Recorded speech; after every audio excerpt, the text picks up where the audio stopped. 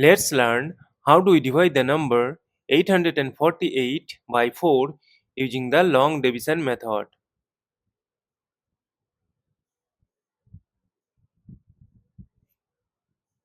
Consider the first digit 8. We know that 4 times 2 is equal to 8. Subtract, we get 0. Now this 0 is less than 4. That is why we need to bring down this adjacent 4 here. Look that this is the number 4. So we will remove this 0.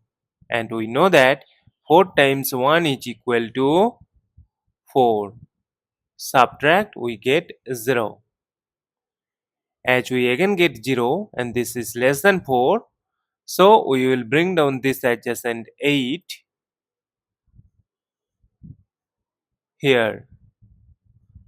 Look that this is the number 8. So we will remove this 0. And we know that 4 times 2 is equal to 8. Subtract, we get 0. As we get the number 0 and we have no number to bring down here, so we will stop.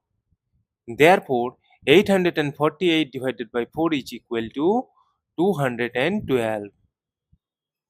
And this is our final answer.